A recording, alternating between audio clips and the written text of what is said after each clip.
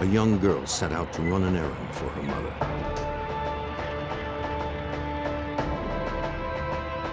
As the minutes ticked by, it became clear she did not simply wander off. With no clues to her whereabouts, local authorities called in the FBI to help. Vicki Lynn Hoskinson was going only a few blocks, but the search for her would spread to 3 states.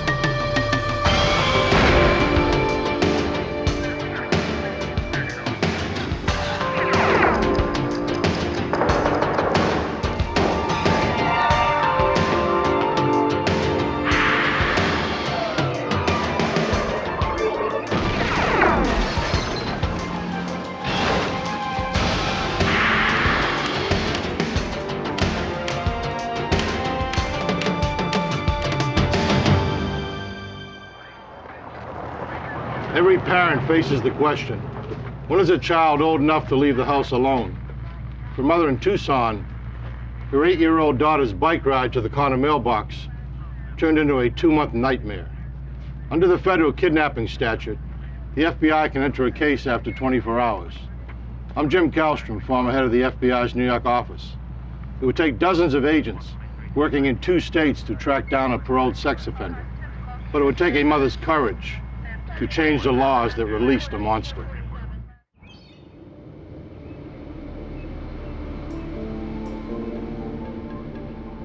Monday, September 17th, 1984. At around 3 in the afternoon in Flowing Wells, Arizona, outside Tucson, 8-year-old Vicki Lynn Hoskinson, just home from school, was helping her mom send a belated birthday card to her aunt. Because her big sister was staying late at school for track practice, Vicki asked her mom if she could mail the card by herself. The mailbox was little more than 2 blocks away. After telling her daughter to be back before 3:30, Debbie Carlson gave her consent to her elated youngest daughter. According to Mrs. Carlson, the trip to the mailbox and back would take less than 10 minutes. I sent Vicki by herself, which was the first time I'd ever sent any one of my children by themselves to run an errand. We always used the buddy system. Little Vicki Lynn Hoskinson was on her first big solo adventure. According to her mother, she beamed with pride over the responsibility she had been given. She promised to come right home after mailing the card.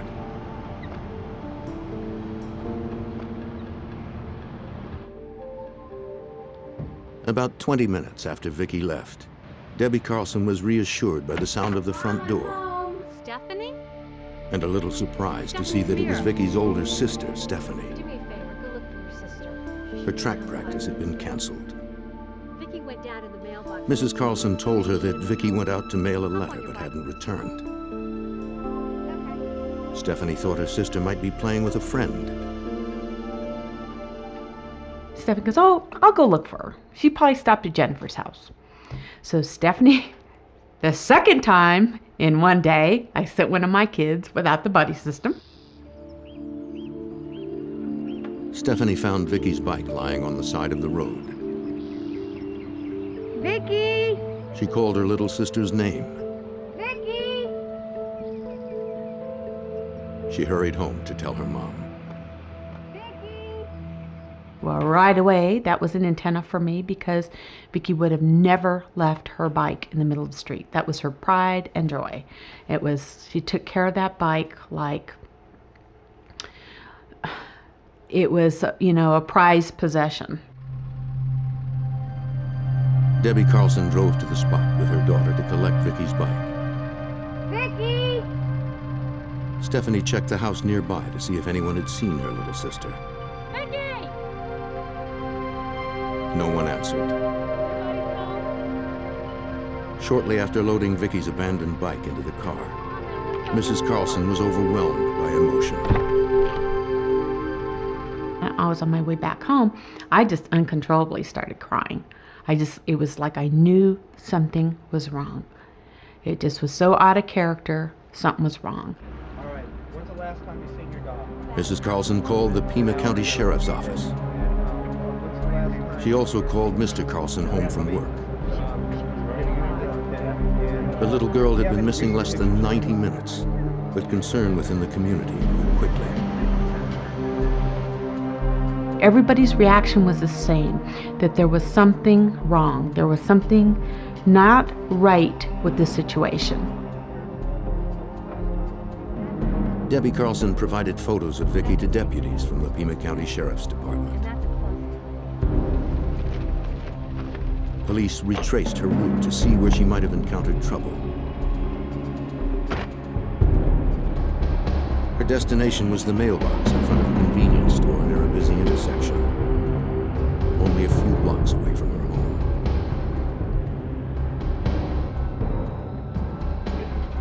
Yes, sir. How you doing?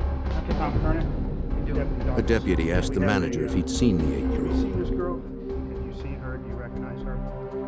The manager recognized her from previous visits, but hadn't seen her that day. Have you seen her in the last, say, hour or 2 hours? Deputies also canvassed the surrounding neighborhood. They checked first at her best friend's house.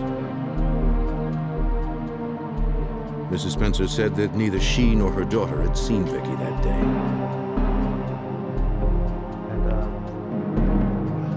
Then her 5-year-old son spoke up. Have you seen Vicki? He said Vicki had stopped by earlier looking for Jennifer. Hey, is Jennifer home? After he told her she wasn't home, Vicki rode off toward her house, apparently having already mailed her card.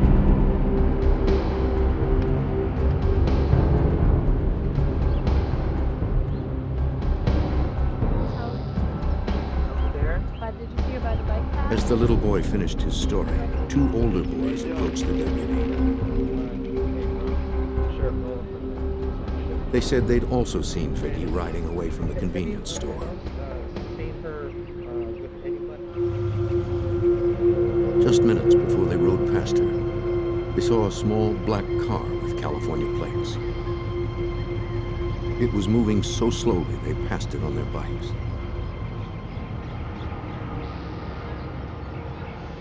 They said it was heading in Vicki's direction, but they didn't wait to see if it passed her.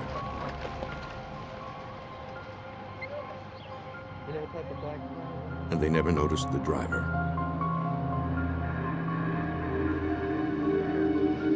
A slow-moving out-of-state car, appearing at around the same time Vicki vanished, struck the investigators as suspicious.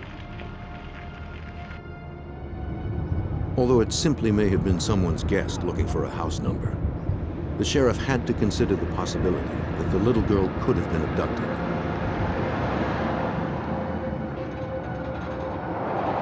Authorities take a case like this very seriously. They've learned to expect and brace for the worst. The sheriff called in homicide detective Gary Damers. The sheriff decided that it was important to have the homicide detail handle this particular case because of the disappearance of Vicki Lynn Hoskinson. It was felt that she had been abducted and that we were looking at a case that could eventually become a homicide case. So we were called out a little earlier than usual. A few hours later, a command center was set up at the nearby elementary school, which was closed for the day. It became the clearinghouse for any information, any leads. As word of Vicki's disappearance spread, there was no trouble finding volunteers to man the phones. That's correct. The calls poured in. Along with that, we would like to get some amplified. Sheriff's deputies, along with hundreds of volunteers, organized a search of the area. They systematically moved out in concentric circles from Vicki's last known sighting. They combed the fields for some sign of the girl. But none was found. Even the dogs couldn't pick up her scent. You know, before you know it, the minutes turned into half hour into hour, and more law enforcement, more deputies started coming. people within the neighborhood started coming over, and everybody started looking for Vicki. A deputy remained at the house should new information come available or a ransom call be made. Hours passed with no word. Doing everything possible we can to find The only calls were from concerned friends and family. No, they don't know. In terms of news, there was still nothing. Okay, Still, thank you. no Vicki. get the information. Under the federal kidnapping statute, the Pima County Sheriff's Department was empowered to ask the FBI to enter the case. On day 2 of Vicki's disappearance, Special Agent Larry Bagley from the FBI's Tucson field office took the assignment. The evidence was simply that a young child who was very responsible left home, and her bicycle is found in the middle of the street, and she never returned home. And that was enough to trigger our entry under the kidnapping statute. In the case of a missing child, chances for a safe return increase when immediate action is taken. The FBI had the power to extend the investigation beyond the state of Arizona if necessary. The agent's participation gave Debbie Carlson hope for a quick resolution.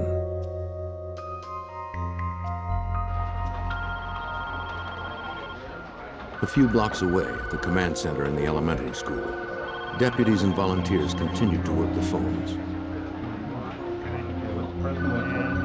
By now, it seemed that all of Tucson knew about the disappearance of the 4-foot-tall, 60-pound girl with auburn hair.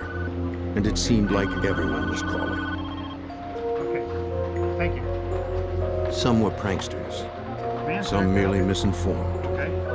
All had to be answered, filtered, and processed. Finally, among the dozens of hopeful but futile tips and leads, one call held a glimmer of hope. A woman called to report that she thought she saw Vicki Lynn Hoskinson at the mall the previous evening. Hi, can I please She was a speak to clerk at a detective? toy store. No, I She want told this authorities one. that a woman in a Sure. wide-brimmed hat came in with an upset little girl who looked like Vicki Lynn to her. Can I get the bunny? The woman tried to placate the child with a toy. $15? She paid cash for the purchase, pulling it out of an envelope. You're not the The clerk also noticed that she carried a shopping bag from another store in the mall. I want it. After paying, the two left, arguing over what to have for dinner.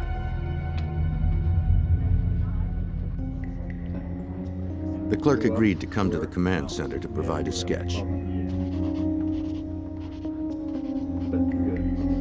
From her description, a police artist created a composite drawing of the customer. What about her nose? It was their first real lead. From the way the woman was described treating the girl, investigators believe she may have lost a child right. and was trying We'll get desperately copies to of it. replace it Thank with you someone very much. else's. While it was reassuring to think that Vicki was being cared for by her abductor, the theory had some nagging inconsistencies for Agent Bagley. It was pretty unlikely to me that someone would have taken Vicki Lynn and then taken her to a public place and to be seen with her. That and the fact that Debbie said that Vicki Lynn would never knowingly accompany a stranger in public and not try to get away. But perhaps Vicki did not run from the woman because she was not a stranger to the child. Investigators returned to Vicki's neighborhood, hoping that someone would recognize the sketch and provide a name. Give me a call. I sure will. They found no one who could. Sure will. Yeah, thank you. You guys have a good day. A number of leads that identified, or people believe they identified this woman, were telephoned into the command post, And each one of those leads were followed up by an investigator or a detective. Ma'am? Excuse me. Investigators canvassed the mall, I'm, including the store FBI whose agent shopping Wagner. bag the woman had carried. And, this is Officer Nolan from the Sheriff's Department. Look at this sketch. The clerk there Lady that we recognized the believe was in woman, here. remembering that a little girl It was with a her, girl. and even commenting that the woman had worn a wide-brimmed hat which wasn't included in the sketch.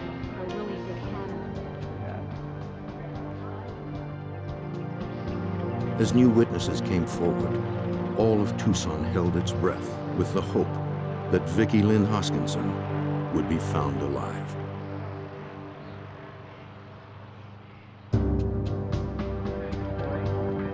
By the second day of the search for 8-year-old Vicki Lynn Hoskinson, the news coverage was extensive.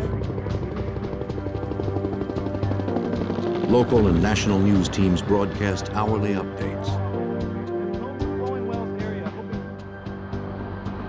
Though Vicki was reportedly seen in the Tucson Mall the night before, arguing with a strange woman, it seemed implausible to agents and deputies that if Vicki were still alive, her abductor would have taken her to a public place.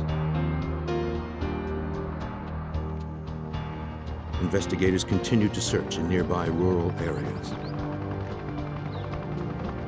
They also continued to prepare themselves and Vicki's mother, Debbie Carlson, for the worst. I remember them coming in and the second day on Tuesday and wanting access to Vicki's room. You know, they made us close up her room and they started taking hair samples from her bed. They took her sheets, they took her pillow, they took her hairbrush. They took all these things and I was like, you know, they were preparing a homicide case is basically was what they were doing. And I was not real receptive to that, you know, because in my mind, this was not going to be a homicide case. Please? Thank you.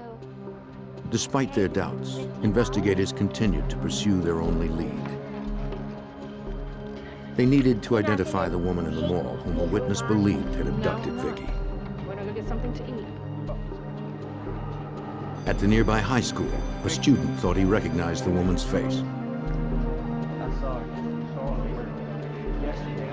He said he saw the woman with the little girl in a dark-colored car the previous afternoon. He recalled the car was a black Monte Carlo. A little girl who resembled Vicki was looking out of the window. He believed that the woman driving was the same one depicted in the sketch. Investigators wondered if it was the same car seen earlier in the neighborhood by the two boys on the bikes. Okay. The Monte Carlo that was seen was a lead for us because it sounded like it had a great deal of potential, but there wasn't much we could do with it. We did look for Monte Carlos and had got no hits with that. At the command center, witnesses of all ages were coming forward. A mother came in with her 3-year-old. Couldn't have been more. She helped her son describe to investigators what he had seen the day before. They lived across the street from where Vicki Lynn's bike was found. Earlier that afternoon, she told the detective her son was playing in the front yard. While she went into the house for just a moment, the boy said he saw a little girl on a pink bike being knocked down by what he called a black race car. He said a big girl with long hair got out of the car and helped the little girl in. Then they drove off. This little boy had apparently witnessed the abduction of Vicki Lynn Hoskinson. His portrayal of events rekindled suspicions that Vicki may have been abducted by the woman from the mall. But he was too young to give any more useful details. And his mother hadn't seen or heard anything.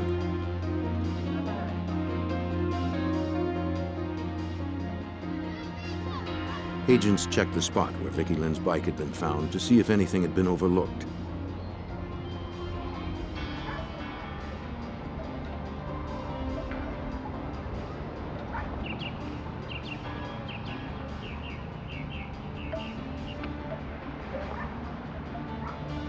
Agent Bagley made a crucial find. Something that hadn't been reported earlier. There was a fresh gouge on the post about 16 or 18 inches above the ground, which was not the contact point for a large car. So it looked to me like it was fresh. It certainly appeared to me that perhaps the car that had hit the bicycle had run into this post. He surmised that the small black car with California plates spotted just yards away could have been the car that struck the post at that height.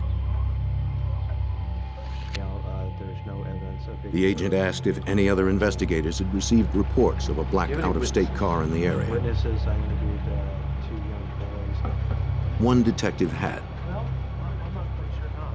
Earlier that day, he had taken a statement from Sam Hall, the coach at the elementary school. Maybe what I have done. Hall reported seeing a suspicious vehicle at the schoolyard at about 3 o'clock on September 17th, just 20 minutes before Vicki was last seen in the neighborhood. School play record. He said he first noticed the low black car with California tags, driving slowly near the schoolyard. Then he noticed that the driver was watching the children at play.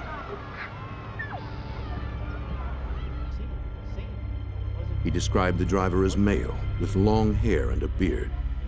Just didn't feel right. Hall told Detective Damers that when he looked at the stranger's face, a chill went up and down his spine. He described it as his hair raising on the back of his neck when he saw this individual. So he kept a close eye on this subject.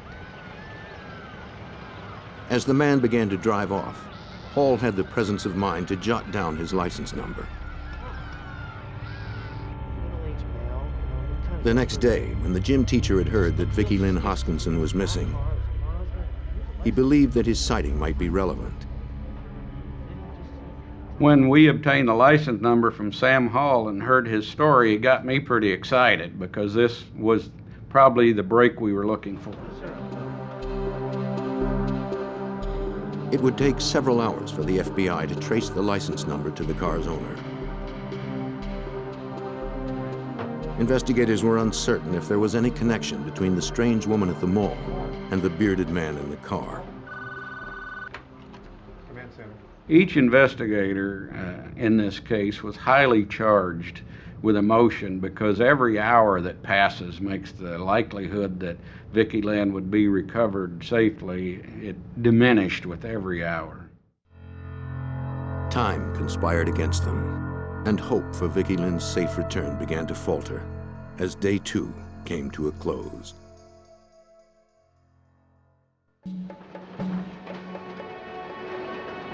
September 19th, 1984. Day 3 in the hunt for Vicki Lynn Hoskinson. While the license plate for the small black car was being traced, investigators continued collecting statements from potential witnesses. Another neighborhood woman came in to describe how her child was almost abducted.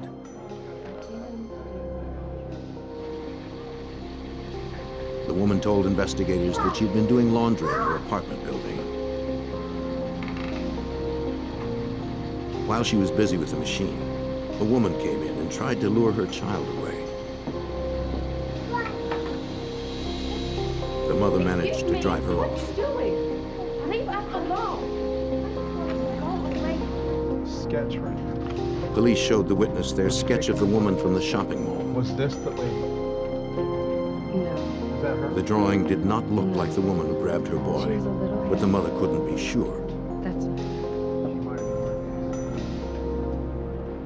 Police canvassed the area and found the woman in question. She was a fixture in the neighborhood, eccentric but ultimately harmless. Have you ever seen this child? She was released. Another one of 200 or so dead ends that investigators pursued. Good evening. Each one meant dashed hopes. Late that afternoon, Mrs. Carlson held a press conference with her family. She pleaded for Vicki's safe return. By reaching out to millions of people through the evening news, she hoped someone would come forward with information on her young daughter's whereabouts. 1 minute I had hope they were going to find her, and the next minute I was waiting for them to walk through the door and tell me they found her body. And it was a roller coaster. It's like, am I going to be having a funeral in 3 days? Am I going to have my daughter in my arms in 3 days? Is she going to be one of those missing kids that is missing forever? The FBI was inching closer to the answer. The trace on the license plate led to a 28-year-old Los Angeles man named Frank Jarvis Atwood. Agents gave the information to the FBI Identification Division to check for priors. About 10 o'clock that evening, we received by fax a rap sheet from the Identification Division, and that about blew our mind because we noticed that there was a prior conviction for child molestation and another for kidnapping. Frank Atwood was currently out on parole in California. Arizona FBI alerted agents there. They decided not to tell the Carlsons until they knew more. The following morning, day 4 in the case of Vicki Lynn Hoskinson, agents went to the LA address where Atwood's vehicle was registered. It was the home of Atwood's parents, retired Army Brigadier General Frank Atwood Sr. and his wife. Who's Atwood? Mr. Atwood, I'd like to ask you. The Atwoods acknowledged that their son had committed crimes in the past. It's been several weeks. How long? They also told investigators that he had visited a few days earlier, but they didn't know where he was now. Agents told them that he might be involved in the kidnapping of a child, and time was of the essence. I'll tell you what, I'm gonna give you my business card. Neither parent had any information to I'll share. leave it right here on the table. If he does get in contact with either one of Agents left their business cards in case the Atwoods learned anything new. The mother was very protective of him, and the father listened to the pleas that perhaps if we acted soon enough, that perhaps Vicki Lynn might be recovered alive.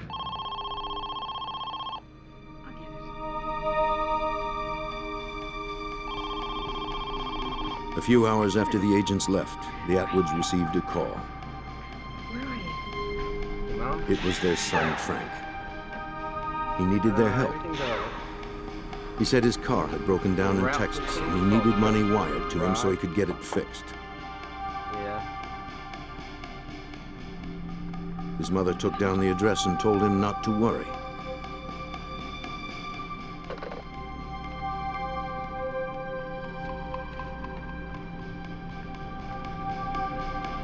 His father copied it and left the house. I need to tell you that my son He went to a payphone and called the FBI. at Chuck's garage. He gave them the address of the garage in Kerrville, Texas, where his son Frank and a friend awaited money for a new transmission.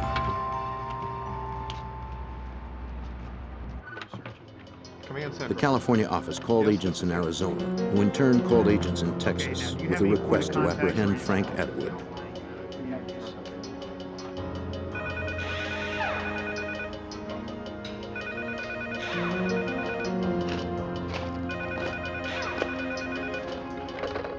The Texas Bureau called the garage.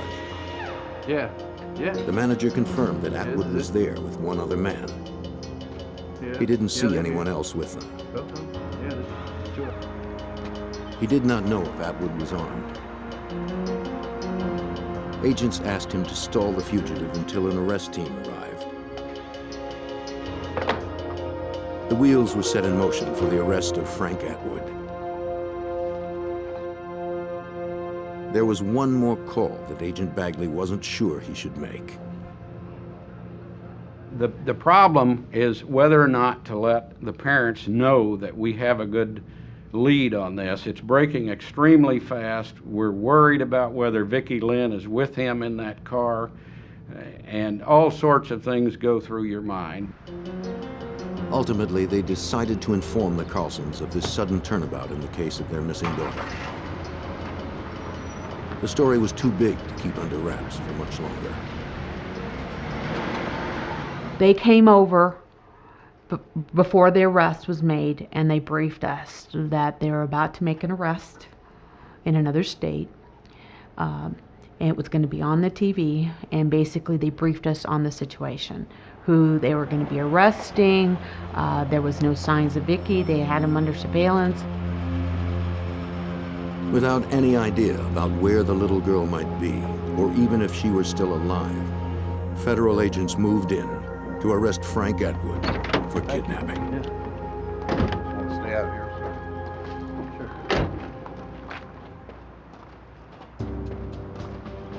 Sure. 4 days after Vicki Lynn Hoskinson disappeared from Arizona, the FBI made an arrest in Kerrville, Texas. Frank Atwood and his traveling companion James McDonald were picked up without incident at an auto repair garage and held for suspected kidnapping. There was no sign of Vicki.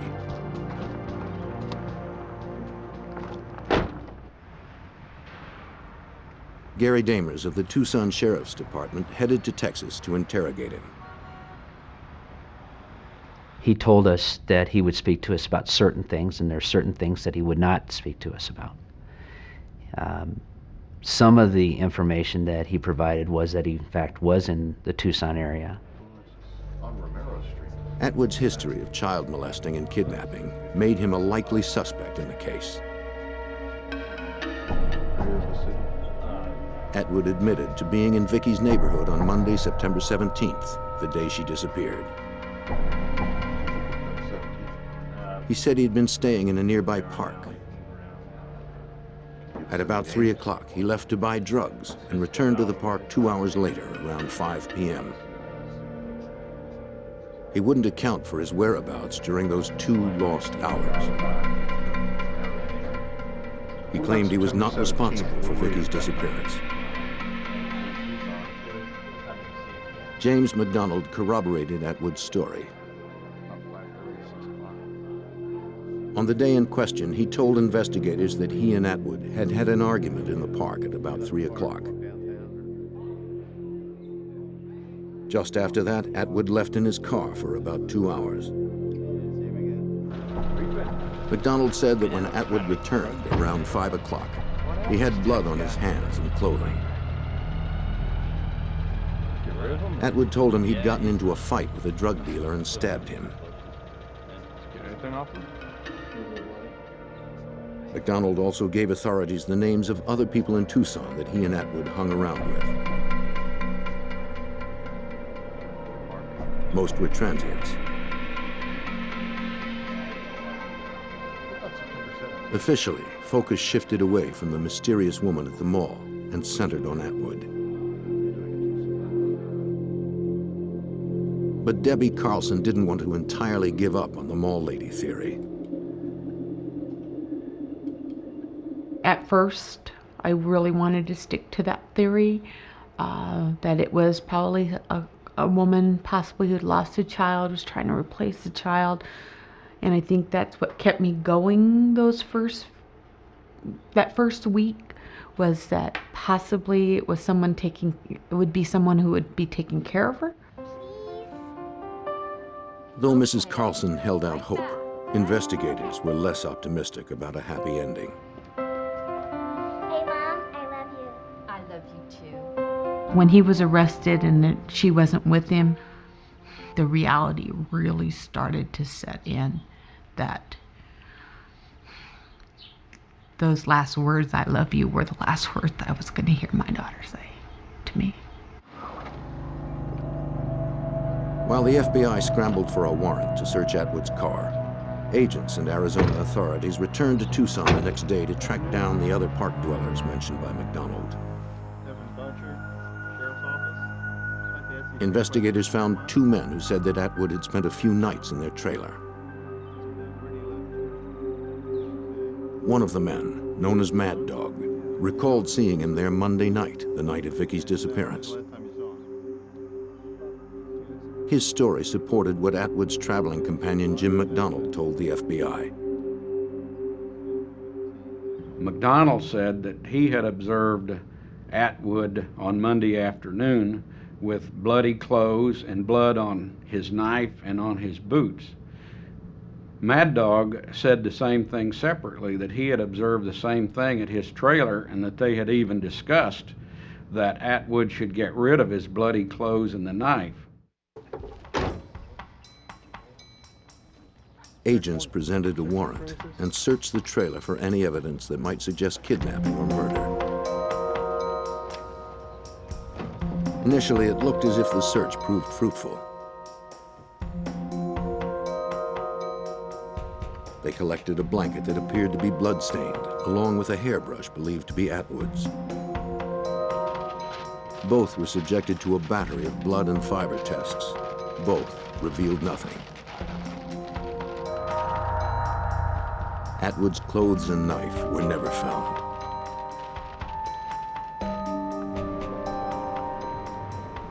The search continued, both for evidence against Atwood and for some trace of the victim. FBI agents and detectives, including myself, continued to search for Vicki Lynn Hoskinson. There was a certain amount of frustration that had set in because we were unable to locate her. The area is vast. It's a lot of desert, and trying to use all the investigative skills available, we had been unable to locate her. But we continued to pursue any type of lead. Though clues to Vicki's whereabouts were scarce, detectives continued to canvass the park where Atwood had spent most of his time while in Tucson. Agents found a couple who knew Frank Atwood. They also claimed to have seen the suspect in blood-stained clothes the day Vicki disappeared. Like the others, Atwood told them that he had stabbed a double-crossing drug dealer. While that was certainly possible, the timing of the knifing, exactly at the time of Vicki's disappearance, seemed to stretch coincidence. Though investigators now had corroborating stories that suggested Atwood's guilt, they still had no physical evidence and no body. To prove that Vicki had been in his car, they needed to match some hair or fiber from the car with ones collected from the victim's bedroom. It didn't turn out that way. We didn't get a hair or fibers or blood that we could identify. During that time, and even at this time, the best forensic experts in the country were at the FBI, and they were the ones that processed the vehicle. So I truly believe that if there was something in there that could have been found, it would have been found. What agents were looking for wasn't inside the car, but rather outside it. FBI examiners lifted a sample of paint from Vicki's bike to compare to a speck of pink paint found on Atwood's front bumper.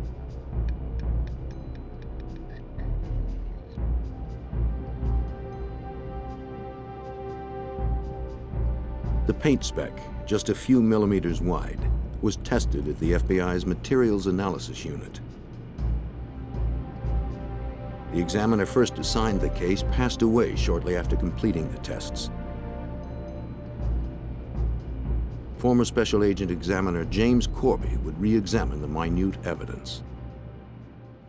Usually, the victim of a crime, you have no association with the victim or the family, and we work so many of those cases that you try not to get involved, but it's very, very difficult when a crime involves a baby or a small child, somebody that's defenseless, and you find yourself, I think, working harder to try to establish something in the case. But if it's not there, I mean, it's not there.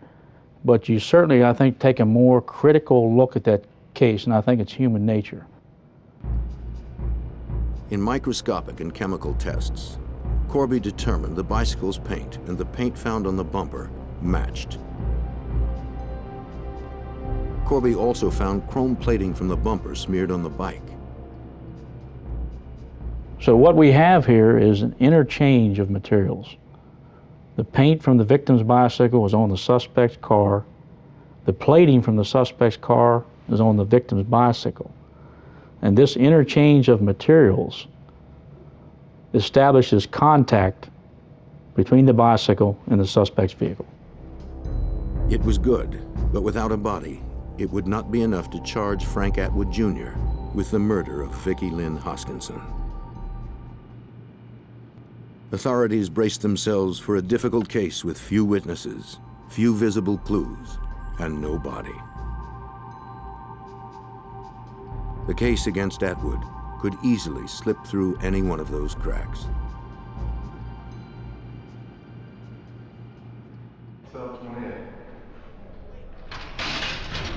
Almost 3 weeks after little Vicki Lynn Hoskinson disappeared off a street in her Tucson neighborhood, Frank Atwood Jr. was arrested in Texas and charged with kidnapping. Vicki was still missing and presumed dead. Investigators knew that if her body was not recovered, prosecution for murder would be next to impossible.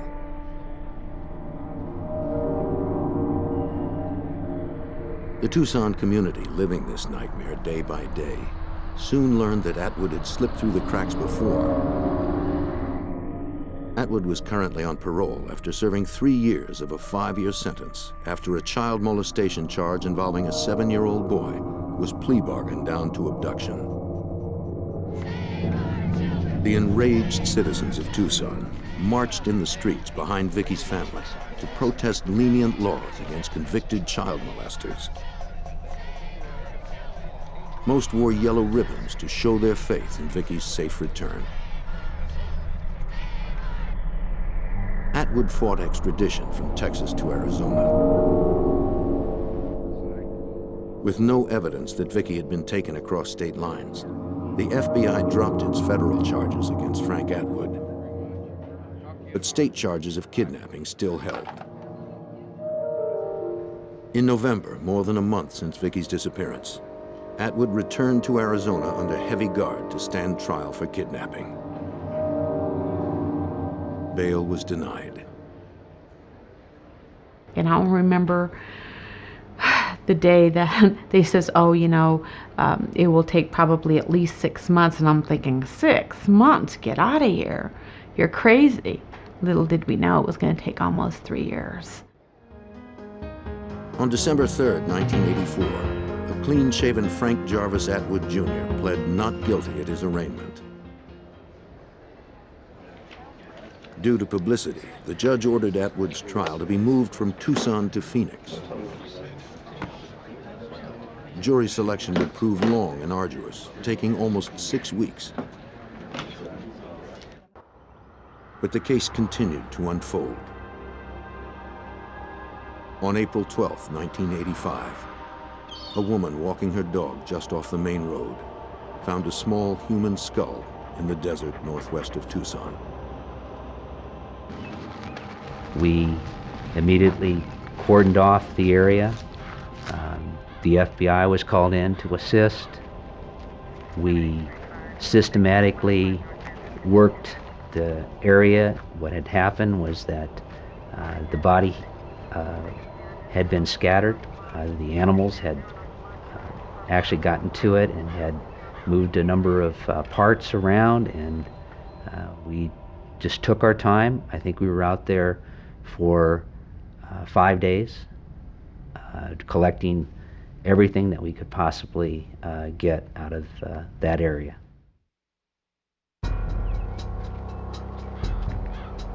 About 100 people meticulously scoured a 20 square mile stretch of desert.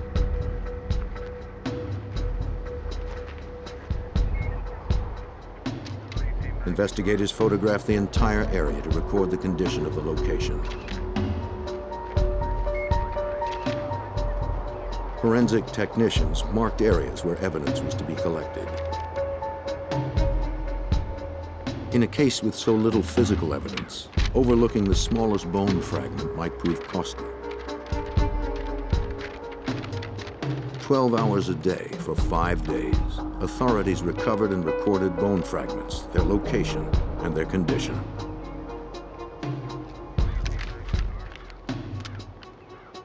Over 20 bags of evidence were delivered to the lab for identification in late May of 1985, including a portion of lower mandible that still held teeth. A witness came forward who testified to seeing Atwood arrive in the area with a child, then leave alone. The coroner found that weathering on the bones was consistent with 8 months' exposure to the elements. Dental records proved these were the remains of Vicki Lynn Hoskinson. You know, they found the lower mandible and a gopher hole. 1 year later, one of the search and rescue people that searched for her remains had taken a bouquet of flowers and put it in that gopher hole where she found the lower mandible. Vicki Lynn affected a lot of people. These are people who never knew her as the vibrant tomboy little girl that we had. And I don't think anyone who lived here during that time will ever forget how this community came together because of her. Vicki's family laid her to rest on May 30th, 1985.